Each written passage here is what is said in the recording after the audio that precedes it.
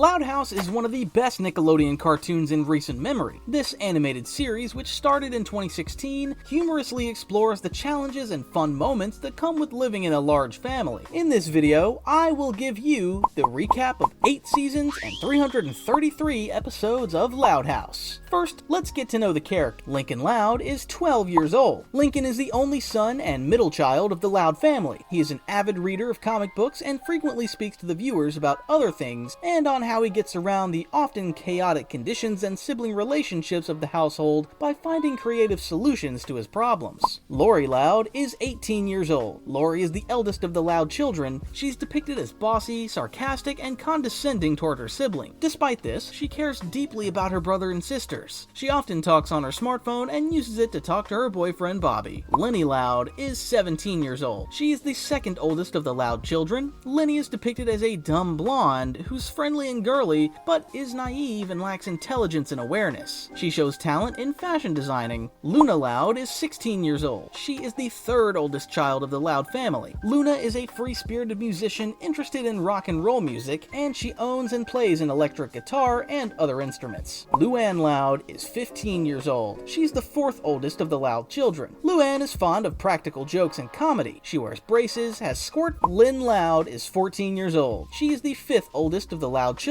Lynn is very energetic and competitive and often engages in sports and other physical activities. Lucy Loud is 9 years old. She's the fifth youngest of the Loud children. Lucy is a cynical, deadpan, and sarcastic gothic girl who dresses in black and has an interest in poetry and gothic fiction. She has a very pale skin and long black hair that always conceals her eyes. Lana Loud is 7 years old. She is Lola's identical twin sister, older by 2 minutes, and fourth youngest of the Loud family. In contrast to her twin, Lana is a fun-loving tomboy who loves to get her hands dirty. She's also a skilled mechanic and plumber. Lola Loud is 7 years old. She is Lana's twin sister and the third youngest of the children. In contrast to her twin, Lola is a beauty-obsessed girly girl who regularly competes in pageants and dislikes filthy stuff. She dresses in pink princess attire and is the tattletale of the family. Lisa Loud is 5 years old. She's the second youngest of the Loud children. Lisa is a child prodigy who's graduated college with a PhD and often engages in complex equations and scientific experiments. Lily Loud is 2 years old, the youngest child of the Loud family. Clyde McBride is 12 years old. He's Lincoln's best friend, who serves as a wingman to him in his exploits. He is an only child and spends almost all of his time with Lincoln. He also later fell in love with Lori. Now that we have finally recapped all the characters, we can move on to our story. Lincoln can't wait to watch the season finale of his favorite show, but he knows his 10 sisters will fight over the TV remote. He devises a plan to keep each of them occupied. He convinces twin Lana and Lola to play with frogs and a tea set. He sends Luann to record their fight and tries to distract his other sisters with various tricks. Finally, Lincoln sits down on the couch, but this time Lucy wants to watch her favorite show. Lincoln convinces her to use a black and white television, but when he plugs it in, he accidentally causes the power to go out. His sisters blame Lincoln for the blackout, and Lori declares that he is responsible. After a few spooky moments, the children go to the basement to fix the electricity, and Lincoln promises to protect them all. They encounter strange noises and smells, but they turn out to be harmless things like the family cat and Lily's diaper. Meanwhile, Clyde tries to help, but breaks down when he sees Lori. The power is finally restored, and Lincoln quickly sits down in front of the TV, but the episode of his favorite show ends as soon as he sits down. His sisters feel sorry for him and eventually watch the video Lincoln recorded in the basement together. Lincoln realizes that even though he missed his show, spending time with his sisters is more important. In the next episode, Lincoln and his sisters try to decide what to do for the talent show at the family fun fair. After several of his sisters' ideas are rejected, Luna suggests they form a family band. To motivate them, she quotes her idol Mick Swagger: "The most important thing about being in a band is to have fun, not to be the best." As the boys rehearse in the garage, their father recalls that he was kicked out of a band as a teenager and asks to join. Luna agrees, but Luna gets a call from Chunk, the road mechanic, and learns that Mick Swagger will be at the fair to scout young talent. Luna is thrilled by the news and begins to push her family to play the best they can to impress. However, she's angered by the poor performances of her family members and breaks her father's heart by kicking him out of the band. The other siblings also criticize Luna's behavior, and she kicks them out of the band as well. In response, Lincoln announces that they will form their own band and Luna will be left on her own. Luna tries to write a song alone at home, but when she hears her parents playing outside, she becomes distracted and feels depressed. Thinking she needs a change to think, she goes goes to a restaurant, but she can't produce anything there either. There, she meets a bearded stranger and tells him what happened. When the stranger reminds her that Mick's swagger says being in a band is about having fun, Luna remembers the last time she had fun in a family band. Realizing her mistake, Luna returns to the fair. As the family prepares to play on stage, Luna apologizes to her brothers and father. They accept Luna's apology, and Luna joins the band again. When they take to the stage, the children and their parents receive great acclaim from the audience. After the show, Luna meets the stranger from the restaurant again and thanks him for his advice. She tells him that she understands how he behaved badly when she was trying to impress Mick, but she thinks that Mick didn't attend the show. The stranger removes his beard and glasses to reveal that he is in fact Mick Swagger. Luna and her father are so stunned that they can't even say his name. When Mick walks away, they both faint. In the season 1 finale, Lori is excited as she waits for her meeting with Bobby. When Bobby arrives, he says he's taking her to a monster truck rally, but Lori finds it unromantic and suggests that Lincoln go instead. At first, neither of them likes the idea because they think they won't have much to talk about, but when they get home, Lori is happy to see Lincoln and Bobby exchanging bro greetings because they hit it off. Lori starts to get a little angry after Bobby starts inviting Lincoln on their dates. She feels left out as the third friend. Later, she becomes even angrier when she hears that Bobby and Lincoln are having fun together at the arcade without her knowing. She goes to the arcade to confront them, but when she hears how happy Bobby is to spend time with Lincoln, she decides not to confront them. She's thrilled to hear Bobby promise to ride the Tunnel of Love, but is saddened again when she learns that Lincoln will be joining them. Lori is determined to get Bobby back from Lincoln. Instead of listening to Lenny's suggestion to hang out with Ronnie, she chooses to take an unconscious Clyde on a date to the fair. Bobby doesn't realize that Clyde is unconscious, but Bobby begins to feel jealous when Lori pretends to flirt with Clyde. Lincoln, not wanting to lose his bro, invites Bobby to ride on various thrill rides, and this manages to keep Bobby away from Lori. Lori then prepares to go on a love tunnel ride with Clyde, but Bobby has enjoyed a toilet-themed ride so much that he ignores Lori. Lori talks to the unconscious Clyde, and he falls into the water. As Clyde is taken to the emergency tent, Lori begins to cry, thinking she's lost Bobby forever. Lincoln gives up his bro time with Bobby and leaves Bobby to her for Lori's sake, saying that he still has a bro like Clyde. But Clyde is in a love tunnel. Later, Lori is grateful to Lincoln for his kind gesture and calls him the greatest brother. At the Loud House, Lucy shows Clyde photos of Lori, and he faints. Lincoln makes a humorous remark, and Lucy, Bobby, and Lincoln laugh about it. We're on to Season 2. In the first episode of Season 2, it's Christmas Eve in Royal Woods, and Lincoln is getting ready to go out sledding. But as he prepares, his parents and sisters are each busy with different activities before Christmas arrives. Lincoln prepares to go sledding in the backyard. He starts to slide, but soon the sled hits a rock and falls into Mr. Grouse's yard. Lincoln is upset, saying that nothing that falls in Mr. Grouse's yard ever comes back. He calls Clyde and informs him of the incident. The two devise a plan to retrieve the sled. While Clyde sings Christmas carols to Mr. Grouse, Lincoln sneaks into the yard and tries to retrieve the sleigh, but makes a noise that attracts Mr. Grouse's attention. Mr. Grouse goes out into the backyard and retrieves the sleigh and takes it home. Now it is even more difficult to get the sleigh back. Fortunately, Mr. Grouse leaves the house, and Lincoln thinks he can use this opportunity to get the sled. As Clyde watches Mr. Grouse, he's caught in one of Lana's traps and thrown away. While searching for the sled at Mr. Grouse's house, Lincoln discovers that Mr. Grouse had a sled like his when he was young. He finds his sled at the time, but Mr. Grouse returns home and starts to open the door, which shocks Lincoln. As Mr. Grouse enters his house, Lincoln is forced to hide. He manages to escape from his neighbors several times, but is caught trying to escape through the back door. Panicked when Mr. Grouse catches him, Lincoln falls to the ground, the sled flying through the air and breaking. Asking Lincoln to clean up the mess he made while trying to hide, Mr. Grouse calls Lincoln's family, but can only leave a message. Later, Mr. Grouse's phone rings, and at first he thinks he's received a message from Lincoln's family, but the caller is actually Mr. Grouse's nephew. During Mr. Grouse's conversation with his nephew, Lincoln finds a photo of him with his family and learns that Mr. Grouse comes from a big family like Lincoln. However, it turns out that Mr. Grouse has not been in touch with his family long enough to celebrate Christmas. Mr. Grouse dislikes Lincoln's attempt to talk about his family and sends him away. When Lincoln returns home, his family is busy preparing for Christmas. When he catches his sister's attention and tells them that he has come from Mr. Grouse's house, Lincoln says that he agrees with them when they complain about the neighbor's grumpy behavior. But when they learn about Mr. Grouse's family situation, they understand why their neighbor is so grumpy and feel sorry for him. They realize that because they're so focused on what they want, they don't think about the others. Luna realizes that this is why she struggles to write the words to the Christmas Carol. Now that they have found the true spirit of Christmas, they know how to lift Mr. Grouse's spirits. That night, as Mr. Grouse sleeps, he hears Christmas carols coming from outside. He goes to the door and sees the Loud and McBride families singing the Christmas carol Luna wrote. When the song ends, Lincoln presents Mr. Grouse with a gift. gift, a one-way bus ticket to see his family. Mr. Grouse is touched by the family's gratitude and invites them to his house to celebrate Christmas together. As the families decorate the house, Mr. Grouse returns the items he had confiscated earlier. Lori notices Clyde standing under the mistletoe and gives him a kiss, which causes Clyde to blush. The next morning, as the Loud family sits among the presents they've opened, Lori opens the large present she received the day before. Bobby comes out of it. Bobby explains to Lori that he couldn't find a material gift, so he offered himself as a Christmas present and asked for food and water since he was in the box for so long. Lisa has found proof that Santa Claus exists and leaves a gift under the sofa. Lynn and Lucy take it out and see that it's for Lincoln. Lincoln opens the present and realizes it's a sleigh, but it looks very similar to the one Mr. Grouse had as a child. Curious, Lincoln goes outside and sees Mr. Grouse loading his things into a taxi. He thanks Mr. Grouse for his gift, but Mr. Grouse says he should thank Santa Claus. As Lincoln prepares to go sledding in his new sleigh, he has another accident, and this time the sleigh flies through Mr. Grouse's window. As Mr. Grouse angrily yells Lincoln's name, Lincoln quickly leaves the scene, presumably to tell his family that he owes Mr. Grouse a new window. In another episode, Lincoln and Lori rush out of the house to see the Santiago family. Bobby, Ronnie, and their mother Maria are visiting relatives in Great Lake City for 2 days. As soon as Lori and Bobby meet, they hug each other and start crying, which disturbs Lincoln and Ronnie. After a while, Ronnie and Lincoln separate Lori and Bobby. Maria arrives and Ronnie tells her that he has all his things ready. Bobby, Ronnie, and Maria arrive at the Casa Grande apartment. Here, the family members go about their daily business with their unique personalities. Rosa, the superstitious Rosa who loves to cook. Hector, the shopkeeper. Carlitos, the copycat baby. Carlota, the fashionista. Carlino, the womanizer. Frida, the sentimental photographer. CJ, the cheerful Down syndrome child. Carlos, the forgetful bibliophile. Sergio, the talking parrot. And Lalo, the big friendly dog. The family warmly welcomes Bobby, Ronnie, and Maria. As they go about their daily lives, Frida asks Maria if she has told her children the big secret. Maria replies that she's still waiting for the right time. The next day, during breakfast, CJ reveals the secret to Bobby and Ronnie. Maria reveals to her children something she's been thinking about for a long time. She tells them that she regrets leaving them home alone because she worked so hard as a nurse and that she's found a job in Great Lake City. So Maria, Bobby, and Ronnie will be closer to their relatives and have a family to take care of them. The family is very happy about this news, but Ronnie is not happy at all. Ronnie tells Lincoln about the situation. Lincoln tells her that she should tell her family about how she feels about it, but Ronnie refuses because she thinks no one will listen to her. She asks to see Lori and tell her about the situation. Lori rushes to the apartment, angry at Bobby's decision to move out. Ronnie lets them in, and Carl immediately starts acting cool when he sees Lori. Lori is alone with Bobby and talks to him about his decision to move out. When Bobby shows her how happy he is at the grocery store, Lori gives up trying to convince Bobby. That night, Ronnie tells his mother Maria that he doesn't want to move. She explains that although she loves her family, she doesn't want to live in a crowded house and misses her old life in Royal Woods. Maria says they can return home the next day as she doesn't want her daughter to be forced into something she's uncomfortable with. However, when Ronnie returns to her room, she realizes that the closet has become a new personal room. The Casagrande family, understanding her need to be alone, has designed her room to suit her. Moved by this gesture, Ronnie agrees to the move and tells Maria that the big change will be difficult, but that they're with a loving family. However, they realize that they forgot to close the door and stray cats barge in, causing a mess. The next day, as the Loud and Santiago families say goodbye, Lori and Bobby talk about their future long-distance relationship. Ronnie says goodbye to Lincoln and embraces him. Lincoln gives Ronnie some tips for coping with her new living arrangement. That night, as Ronnie eats an ice cream in her new room, she speaks to the audience, applying the tip Lincoln gave her, telling them that she needs to get used to her new life. While Sergio takes Bobby's photo and plays with it, Ronnie quickly leaves the room to join the family to watch the Dreamboat. In the season 2 finale, it's Halloween, and the siblings are preparing for the big day under Lucy's guidance as she finally gets the opportunity to set up the scary corn maze. When everything is ready, Lincoln receives a phone call from Clyde, telling him to meet him in 15 minutes. After secretly meeting Clyde, Lincoln reveals to the audience that he and Clyde have found Huntington Manor. Here, the hosts are handing out full-size candies instead of small ones. As they plan to sneak in, they see Alistair and Nigel, two boys who look a lot like Lincoln and Clyde. Using this resemblance, they decide to sneak in, but accidentally collide with Hank and Hawk. Clyde panics at their gigantic appearance and suffers a nosebleed, which disturbs the older boys. Lincoln misleads them so as not to mention the full-size candies. In the evening, the little sisters show off their costumes. Lana and Lola wear 3 different costumes to collect more candy. Lisa and Lily go trick-or-treating in their Kangaroo and Joey costume. Lincoln and Clyde dress up as Alistair and Nigel instead of Ace Savvy and One-Eyed Jack. While his sisters and Lynn Sr. go in a different direction, Lincoln and Clyde head to the Huntington Mansion. Successfully breaking in, they collect sacks full of full-size candy bars and bury them for safekeeping. Later, when Lincoln and Clyde return, they find that Franklin Street has been completely destroyed and covered with toilet paper. The big boys have stolen all the candy. Lincoln and Clyde devise a plan to get revenge on the big boys. They track the big boys and discover that they are in a treehouse. But when they catch them, they are beaten up. Lincoln and Clyde decide to take advantage of the big boys' nausea at being tricked and ask Lucy to prepare the corn maze. Lincoln and Clyde trick the older children by pretending to be bags full of candy to lure them into the maze. Once inside the maze, the family members scare the older children while Luna sings "You Got Tricked." At the end of the maze, Lucy spills fake blood on the other children and they vow never to return to Franklin Street. In the end, everyone comes out of the corn maze happily. Lincoln and Clyde dig out the candy they have hidden and distribute it to the children, promising to take their little sister to Huntington Manor next year. As Lincoln and Clyde eat half of the last remaining candy, they think that Halloween has ended successfully. Len Sr. wakes up from his blackout and is relieved to be rid of Halloween. On to Season 3. In the first episode of Season 3, the Loud family counts the money they have saved in a water bottle and realizes they have enough for a vacation. Lincoln explains to the audience that they're saving up to go on a real vacation as a family and that their vacation destination is the Weeping Willow Resort and Lodge on Lake Michigan. After packing their belongings, the family sets off. On the way, a cherry farmer tries to pass them and Len Sr. tries to go faster, crashing their car into a ditch. Fortunately, Lana quickly fixes the car. On the way, the family struggles with the broken air conditioner and Lori passing gas from bean chips, but the journey continues. But then the car crashes into a row of porta potties and the door falls off. Using Lucy's coffin as a door, they continue the journey. At lunch, Lenny's stale egg salad sandwiches make them sick, and at a rest stop they recover from the nauseating lunch. As they continue their journey, they meet the same cherry farmer again and help him, but in the process their car rolls into a car carrier. After helping the cherry farmer, the family realizes that Vanzilla has escaped. Stranded at a rest stop because they lost their vehicle, the family wins cash by participating in an open mic contest at a nearby cafe. However, they miss the bus and accidentally board a prison bus. After jumping off the bus, Lana finds and repairs a farm plane. Rita uses the plane to chase Vanzilla, and they eventually stop it with fertilizer. When they arrive at the Weeping Willow, they find out that their reservation has been canceled because they missed 8 o'clock. They're late because Len Sr.'s watch is broken. Fortunately, the cherry farmer they had helped, Jerry Kling, the Cherry King, tells them that he has reserved the entire upstairs and they can use the rooms. The family happily takes a vacation. The next day, the family enjoys their vacation by swimming in the lake, riding horses, and relaxing. Rita suggests to Len Sr. to make this vacation a family tradition. Meanwhile, a prisoner escapes from jail, escapes in a farm plane, but runs out of fuel and crashes into a prison and is captured. In the third season finale, Lincoln tells viewers that it's opening day for Len Sr.'s own restaurant, Len's Table, and that opening it was not easy. The family finds a building for sale and buys an old, smelly seafood restaurant. Everyone pitches in to renovate the restaurant. Len does the demolition, Lana fixes the bathrooms, and Lisa becomes the health inspector. Once the work is complete, Len Sr. starts looking for employees and finally hires Kotaro and Grant. The family eats quickly before the food is tasted, and preparations for the presentation begin. However, Lori notices a typo on the posters that reads "Gland Opening." Lincoln suggests that he and his sisters can do the promotion, and Len Sr. agrees. The sisters gather at home and each presents their idea for the promotion. However, since everyone votes for themselves, there's a disagreement and they abandon the project. Lincoln, however, sticks with his idea and with Clyde's help makes a commercial. The movie airs on TV and Len Sr. likes the commercial. However, he learns that the sisters have pulled out of the project. Nevertheless, Len Sr. believes that everything will work out. The sisters return to implement their own promotional idea. When the restaurant opens, things go well at first, but the sisters' promotional ideas complicate things. Len Sr. is exhausted by the mess and faints when the sisters arrive with more demand. The children admit their mistake, and Lincoln tells the customers that they cannot fulfill the promises made, but they can offer quality food at a low price. The customers agree, and the family works together to fix the situation. Finally, Lucy invites Catherine Mulligan to the restaurant. However, Len Sr. is unconscious, so the children puppeteer him and successfully complete the interview. Catherine invites her audience to the restaurant. As the family watches the interview, Len Sr. is happy that everything is going well. The children apologized for the mistakes they made at the opening, but Len Sr. is pleased that they admit their mistakes and lets the children name a few dishes after themselves. Season 4. In the first episode of Season 4, as Ronnie prepares to go to the park to practice skateboarding, Rosa explains that the apartment upstairs is vacant and she needs to advertise it. When Ronnie goes outside, she meets a girl named Sid behind her while ordering from the local hot dog vendor. Sid tells her that she has just moved in and wants to try everything. Ronnie is impressed by Sid's enthusiasm and they become friends. Later, when Ronnie learns that Sid's family is interested in the empty apartment, she asks Rosa to give it to the Chang, but Rosa says she can't because she doesn't own the building. Ronnie Ronnie and her cousins would love to have the Changs as neighbors, so they devise a plan to discourage other prospective tenants. This plan involves tactics such as collecting flyers, driving away prospective tenants in various ways, and stalling Rosa. However, their plan is thwarted when the owner of the building, Mr. Scully, tells them that he sent his friend to see the apartment. Ronnie devises a new plan to make the apartment look as bad as possible. Together with Sid, they paint large cracks in the apartment, leave the windows open, and place foul-smelling items. Mr. and Mrs. Reynolds are shocked when they see the apartment and leave immediately. Just as Ronnie and Sid are celebrating the dream of being neighbors, Mr. Scully arrives and fires Rosa as building manager. Ronnie confesses everything she did and explains that she did it so Sid's family could move in. Sometime later, as Ronnie sits in her room upset about her mistake, Maria and Rosa come to her. Ronnie says she's sorry for what she's done and is sentenced to restore the apartment. Ronnie fixes the apartment and goes downstairs to meet her new neighbors. A moving truck arrives and Sid is in the passenger seat. Mr. Scully explains that he was impressed by Ronnie's efforts to help her friend and has decided to move the Chang's family into the same building as the Santiago and Casagrande families. Ronnie and Sid are very happy to be neighbors. Season 5. And the first episode of Season 5, while Lenny is working at Reininger's, Mrs. Carmichael tells her that she's Employee of the Month and congratulates Lenny with a cake. Carmichael tells her that she's Employee of the Month and they congratulate Lenny with a cake. As Rita takes Lenny home, Lenny tells her mother about her success. Rita tells her that she's going to a Renaissance fair with Len Sr. and asks her to watch her siblings while Lori is at college. Lenny is hesitant about this responsibility, but Rita reassures her. Lenny becomes overwhelmed trying to cope with her siblings' problems. Len and Lola fight over $1, Lana gets sprayed by a skunk, and Lucy puts a spleen in the refrigerator. Lenny calls Lori for help, and, with her advice, Lenny begins to solve the problem. She solves Len and Lola's fight by cutting the dollar bill in half, and bathes Lana in tomato soup. But when more problems arise, Lenny calls Lori again, only to be picked up by her professor because Lori has a class. Lenny is forced to solve problems on her own. As Lenny tries to relieve her stress by yelling outside, Mr. Grouse decides to help her. Together, they fix the Wi-Fi, but more problems arise. Lisa's juice burns a hole in the floor while Mr. Grouse sleeps in the living room. Luna turns her room into a rock club, Lucy tries to clean up blood, and Lincoln and Clyde watch a terrible movie. Lenny is completely overwhelmed and retreats to the corner. Fiona and Miguel call and suggest she use her store management skills to solve the problem. Lenny lines up her siblings and solves their problems one by one. She solves Lisa's juice problem, calms Lincoln and Clyde by reading a children's book, shuts down Luna's rock club, gives Lynn and Lola $5 each, and drives away Lana's skunk. After solving all the problems, Rita and Lynn Sr. return early from the Renaissance fair because they couldn't eat the meat they brought with them because the fair was vegan. Rita is impressed that Lenny has tidied up the house, even though there was a hole in the living room. In the Season 5 finale, as the Loud family eats scrambled eggs for breakfast, they realize that Lynn Sr. is in an emotional crisis. Lynn Sr. tells them that Camp Mastodon, a children's camp, is closing and that he remembers the good times he had there with his father, Leonard. The family suggests one last trip to the camp to cheer him up, and they all set off together. When they arrive at the camp, Lynn Sr. meets Mr. Rinsler, the former scout leader, and learns that he's disappointed that the camp is closing. As Lynn Sr. and Lincoln clean Mr. Rinsler's office, he tells them about the hidden treasure of the camp legend, the Pirate Captain Kit. During the cleaning, Lincoln finds a treasure map hidden in the wood. Following this map, the family embarks on an adventure to find the treasure. Following a series of clues, they reach a secret room and find the treasure. However, Lola realizes that the treasure is fake. When Lily accidentally dislodges the jewel, the cave collapses and family is trapped. Searching for a way out, they follow a group of animal tracks and encounter a family of beaver. Rita scares the beaver to protect the family. As the family continues exploring, they come to a dead end, but Lincoln finds Captain Kit's hat and Luann accidentally opens a portal. The family travels through the portal and finds the real treasure, but a trap is sprung as they try to extract the treasure, and the family is rescued by their father Leonard just as they're about to fall off a cliff. Leonard decides to take over the camp and becomes a scout leader. Finally, the family participates in a three-legged race, and after Leonard and Lynn Sr. win the race, they fall into a bush full of poison ivy. Lynn Sr. has an emotional moment, saying that the camp reminds him of the old days. We've moved on to Season 6. In the first episode of the season, the citizens of Royal Woods attend a mandatory meeting at the high school building. Mayor Davis introduces Joyce Crandall, Michigan's Undersecretary for Water Recreation. Joyce explains that she plans to create a new lake called Lake Gladys to boost tourism in Michigan. However, the public is shocked to learn that the lake will be built on the site of Royal Wood. Joyce tells the citizens that they'll be given money to move, but they react against this. Lincoln suggests that they should come up with an idea together to save the city, and they agree. The next day, Mayor Davis and Lincoln, as honorary young mayor, help the citizens present their ideas to save the city. However, the proposed ideas do not succeed because they're absurd or dangerous. Flip proposes to make the world's largest drink, and this plan is accepted. After making the giant drink, Joyce cancels her plan to destroy the city, thinking that this idea could save Royal Woods. However, due to Flip using the wrong ingredients, the drink explodes and wreaks havoc. Joyce announces that she will call the demolition crew and destroy Royal Woods. Lincoln devises another plan to save the town, claiming that the town has a historical past. The people create a false history, saying that the word royal gives the city a noble meaning. When Joyce and the demolition crew arrive, Lincoln and the citizens sing her a rap song about the false history. However, Joyce discovers that the crown Lincoln presented was actually Lola's pageant crown and says she will continue with her plan. The people recall their most precious memories of Royal Woods and tell Joyce why the city must be saved. But despite these emotional pleas, Joyce is determined to destroy the city. The construction workers take Lincoln's side, defending the people's memories. As Joyce attempts to destroy the city herself, Lola reveals that Joyce's plan is on live television. This gives Joyce a bad image and she's fired by her superiors.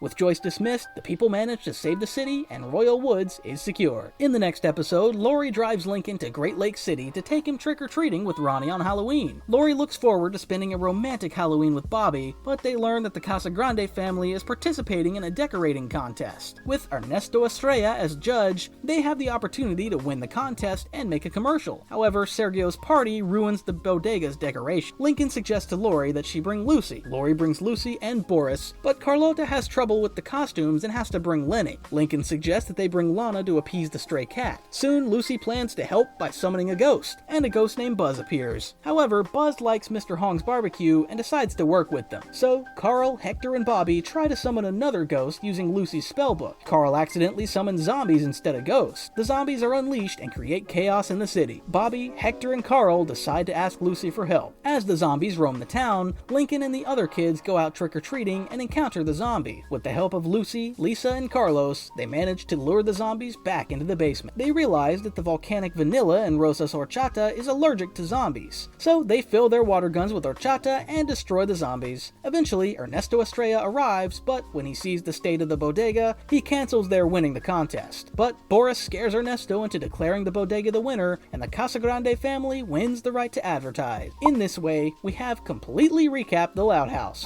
Also, since this cartoon is still going on, there's no finale for now, but I will continue to make videos when the next episodes arrive. If you liked the video, don't forget to like and subscribe. Goodbye, and see you in the next video.